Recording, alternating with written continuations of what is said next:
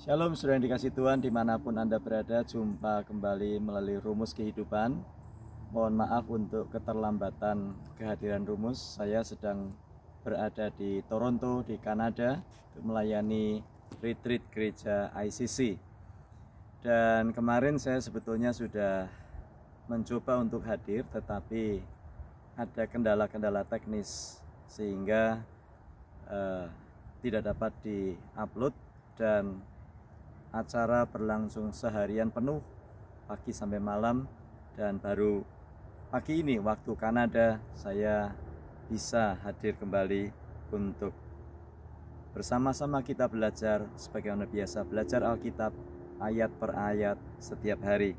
Kita akan belajar dari kitab Wahyu pasal 16. Kita sudah belajar dari ayat 1 dan kedua dalam video saya yang terakhir. Dan kita akan melanjutkan Wahyu pasal 16 ayat yang ketiga dan ayat yang keempat, yang bunyinya demikian. Dan malaikat yang kedua menumpahkan cawannya ke atas laut, maka airnya menjadi darah, seperti darah orang mati, dan matilah segala yang bernyawa yang hidup di dalam laut.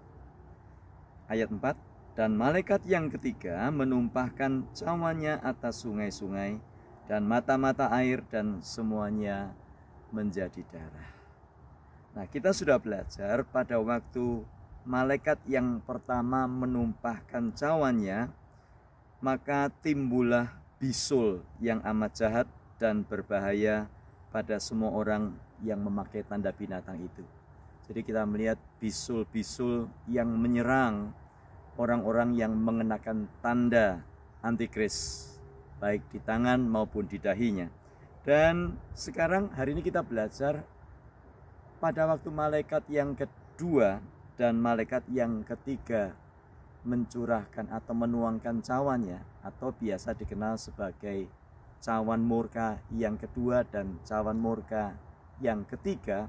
Yang terjadi adalah bahwa air menjadi darah. Kalau Anda mendengar atau membaca tentang air menjadi darah, apa yang Anda ingat?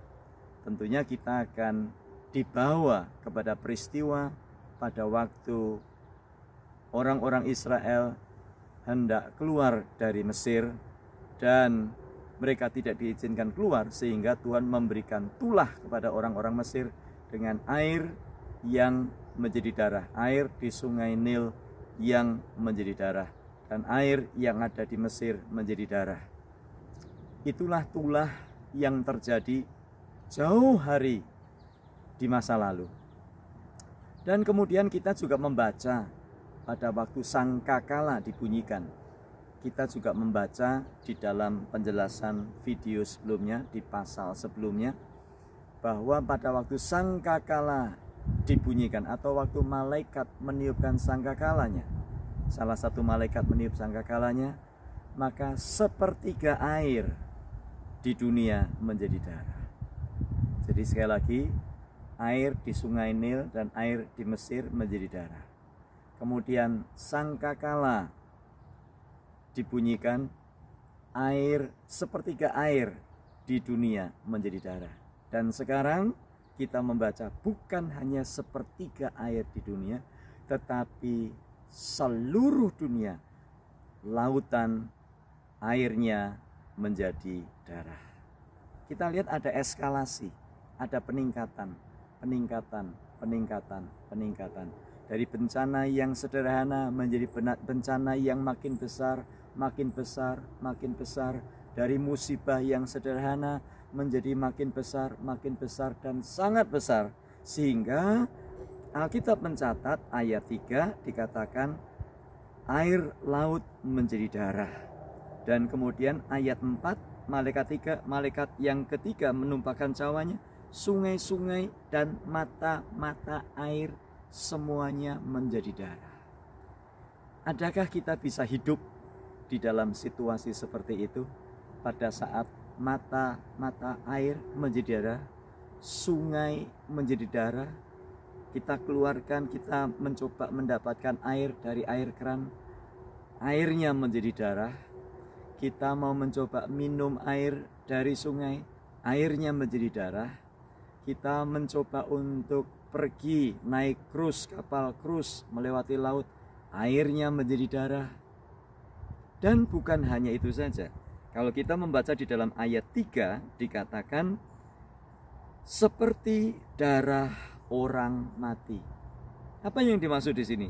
Seperti darah orang mati. Yang dimaksud dengan kalimat ini adalah pada waktu itu akan tercium bau busuk seperti cairan yang keluar atau cairan yang dimiliki oleh orang mati. Bukan cairan ya, semacam kebusukan yang dialami oleh badan atau tubuh yang sudah mati. Nah, biasanya kalau kita biasa melayani orang meninggal, kalau ada orang meninggal sudah beberapa hari, biasanya ada bau busuk yang menyengat. Dan bayangkan, bau busuk itu kalau hanya satu orang, kita saja sudah kesulitan atau kita tidak sanggup untuk menciumnya, apalagi ini seluruh dunia. Sehingga akan terjadi nomor satu, kepanikan total seluruh dunia. Kedua, akan terjadi kekacauan total di seluruh dunia. Yang ketiga, akan terjadi kesulitan ekonomi dan kesulitan hidup di mana-mana. Nah, saya tidak bisa membayangkan situasi hidup pada saat cawan murka yang kedua dan ketiga dituangkan, ditumpahkan itu seperti apa. Dan saya berdoa dan berharap kita semua tidak ada pada masa-masa itu. Karena yang pertama, kita harus pakai tanda binatang dulu untuk bisa hidup. Kalau Anda tidak pakai tanda binatang atau tanda antikris, Anda dan saya harus mati atau kita harus lari. Dan kalau itu sudah lewat, maka ada bisul-bisul yang melanda seluruh bumi. Dan kalau itu lewat sekarang, air laut dan air sungai menjadi darah. Nah, saudara, dari dua ayat yang kita pelajari ini, apa yang kita dapatkan? Yang pertama, kita harus tahu eskalasi bencana akan terus makin hari makin meningkat, makin meningkat, makin meningkat, makin meningkat. Bencana dan musibah yang kita alami, silakan Anda perhatikan, dari tahun ke tahun bukan semakin mereda, tetapi semakin besar dan semakin parah dan semakin mematikan. Dan apa yang kita bisa antisipasi untuk kedepannya? Antisipasi untuk kedepannya adalah kita harus bersiap sedia. Artinya bukan hanya sekedar bersiap sedia supaya kita menyiapkan diri kita kepada first aid atau P3K, bantuan pertama kepada atas kecelakaan. Tetapi yang kita persiapkan adalah siapkan hati Anda dan saya. Siapkah kita kalau kita harus kembali kepada Tuhan? Jadi selain persiapan-persiapan secara fisik yang kita lakukan, atau persiapan perlengkapan serta peralatan, baik Anda mempersiapkan minuman di dalam mobil, Anda mempersiapkan obat-obatan, baik sekali. Tetapi pertanyaan saya, sudahkah kita mempersiapkan hati kita untuk masa yang sulit itu? Yang kedua yang kita perlu perhatikan adalah masalah kematian datang kapan saja dan di mana saja dengan cara apa saja. Yang terpenting, sudahkah Anda memiliki jaminan keselamatan? Sudahkah Anda dan saya memiliki kepastian keselamatan? Dan kepastian keselamatan itu hanya terdapat di dalam Tuhan Yesus Kristus. Yohanes 10 ayat 27-28 berkata, domba-dombaku mendengarkan suaraku, dan aku mengenal mereka, dan mereka mengikut aku. Dan aku memberikan hidup yang kekal kepada mereka, kata Tuhan Yesus. Dan mereka pasti tidak akan binasa selama-lamanya. Dan seorang pun tidak akan dapat merebut mereka dari tangan. Bagi Anda yang sudah mengikut Yesus, pertanyaannya, betulkah kita ini domba-dombanya Kristus? Kita mengenal Kristus, tapi betulkah Dia mengenal kita?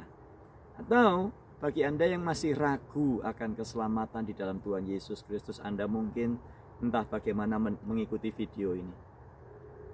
Berikan hati dan hidup Anda kepada Yesus Kristus. Karena Dia berkata, "Aku memberikan hidup yang kekal kepada mereka, dan mereka pasti tidak akan binasa selama-lamanya." Silakan tuliskan di kolom komentar, silakan hubungi saya setiap waktu. Saya bersedia untuk membimbing saudara. Mari kita berdoa. Terima kasih buat firman-Mu hari ini. Biar firman ini jadi kekuatan bagi kami menjalani kehidupan yang semakin hari semakin sulit. Bencana yang semakin hari semakin mengerikan. Tolong kami bukan hanya siap di dalam hal materi, tetapi ajar kami siap hati. Tolong kami Tuhan. Dalam Tuhan Yesus kami berdoa. Amin. Salam dari Kanada. Tuhan memberkati.